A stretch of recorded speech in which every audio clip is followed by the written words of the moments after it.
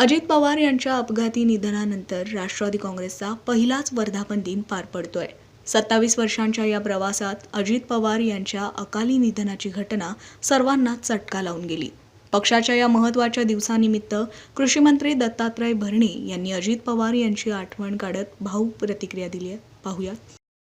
खरं तर आज अजितदादा पवार साहेब विना हा पहिल्यांदाच हा वर्धापन दिन आम्ही साजरा करतो. ह्याचं दुःख या राज्यातील देशातील राष्ट्रवादी काँग्रेस पक्षांच्या कार्यकर्त्याला निश्चित प्रकारे आहे.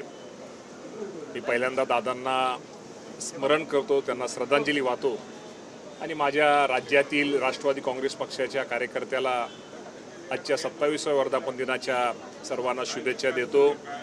येणारं वर्ष आपल्या सर्वांनी पक्षवाढीसाठी अजितदादांच्या नंतर दादांची आठवण, दादांचा विचार, दादांची शिकवण, दादांचा आदर्श ठेवून आपण सगळेजण भविष्यामध्ये चांगलं काम करूया आणि आपली पक्ष संघटना, आपला पक्ष हा अधिक भक्कम करूया. हे आजच्या वर्धापन दिनाच्या निमित्तानं मी माझ्या सगळ्या राष्ट्रवादी काँग्रेस पक्षाच्या कार्यकर्त्याला सांगू इच्छितो.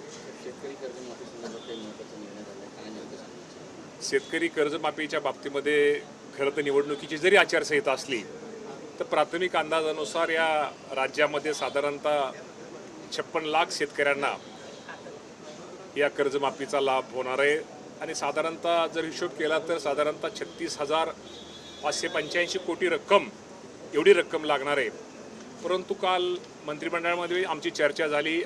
अनेक मंत्र्यांनी त्या बाबतीमध्ये त्यांनी शेतकऱ्यांची ज्या अडचणी, शेतकऱ्यांनी ज्या त्यांच्यापाशी अडचणी मांडल्या त्या बाबतीमध्ये चर्चा झाली. त्यामध्ये 2019च्या अगोदर की ज्या शेतकऱ्यांना लाभ मिळाला नाही, की पूर्वी 2019ला जी कर्जमाफी झाली त्यामध्ये 2 लाखाच्या जे वरचे एखाद्याची 2,07,000 रक्कम असली तर त्याला ते 2 लाख कर्जमाफीचा लाभ झाला नाही. परंतु ह्या वर्षी राज्याचे मुख्यमंत्री देवेंद्र फडणवीस साहेब, एकनाथजी शिंदे साहेब, सुनेत्रावहिनी पवार साहेब आणि स्वर्गीय अजितदादा पवार साहेबांनी हा पूर्वी जो निर्णय घेतला होता, यामध्ये समजा एखाद्याकडे शेतकऱ्याकडे 2,70,000 रुपये बाकी आहे, थकबाकी आहे आणि त्याने जर वरचे 70,000 भरले तर ते 2 लाख माफ होणार आहेत. त्यामुळे शेतकऱ्यांचं म्हणणं आहे की तुम्ही ह्या वर्षी ती सवलत देत आहे, 2019ला आम्हाला ती कर्जमाफीची सवलत मिळाली नाही. या बाबतीमध्ये सरकारने विचार करावा. या बाबतीमध्ये जी आमच्या उपसमिती खालच्या ते आम्ही जी समितीने तयार केलेल्या आहेत या बाबतीमध्ये चर्चा करून राज्याचे मुख्यमंत्री 2019च्या पूर्वी शेतकऱ्यांना काय देता येईल, काय करता येईल या बाबतीमध्ये निश्चित प्रकारे ते निर्णय घेतील.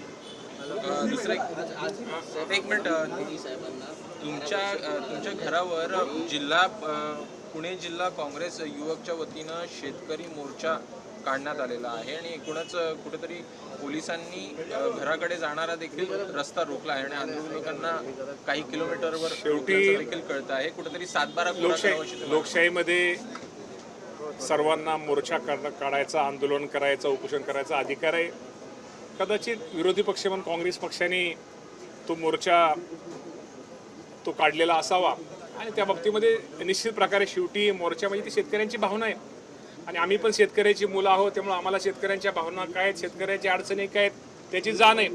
शेवटी कुठलीही गोष्ट करताना एवढ्या गोष्टी सोप्या नसतात. शेवटी आपण घरामध्ये एखादा आपला प्रपंच चालवताना किंवा संसार चालवताना शेवटी त्या कारभारालाच माहिती असते अडचणी काय आहेत.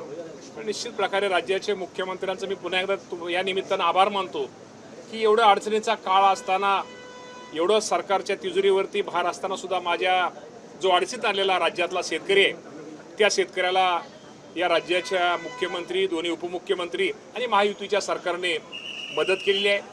निश्चित शेतकऱ्यांच्या अजून भावना आहेत, शेतकऱ्यांना मदत अजूनही जास्त करणं गरजेचं आहे. त्यामध्ये शेतकऱ्यांची कुठल्याही प्रकारची चूक नाही आहे आणि शेतकऱ्यांची भावना, शेतकऱ्यांची मागणी ही रास्त आहे.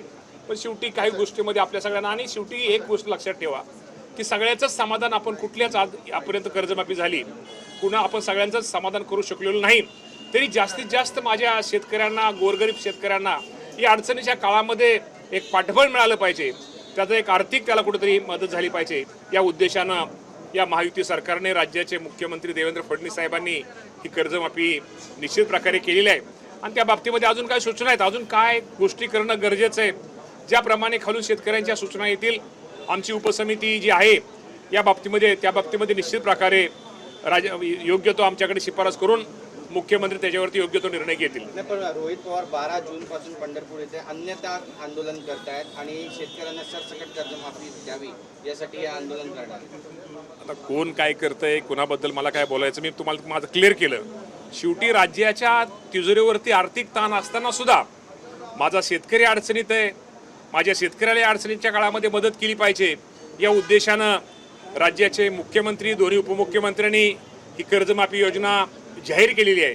साधारणतः 56 लाख शेतकरी आहेत, 56 लाख शेतकरी आणि 36,585 कोटी, अजूनही कमी जास्त त्यामध्ये रक्कम वाढण्याची शक्यता आहे. आणि अजूनही शेतकऱ्यांची मागणी, मागाशी तुम्हाला सांगितलं 2019ची जी मागणी आहे की 2019 साली आम्ही त्या कर्जमाफीमध्ये बसतो नाही. आमचा पण विचार करा, ह्या वर्षीचे शेतकरी ह्या वर्षीचे मुख्यमंत्र्यांचा जो निकष आहे कर्जमाफीचा, त्या निकषामध्ये वरचं कर्ज भरलं तर त्यांना 2 लाख रुपये मिळते, पण 2019 नव्हतं. त्यावेळेस नसताना सुद्धा ह्यावेळेस मुख्यमंत्र्यांनी ती घोषणा त्यामध्ये आपण घेतोय.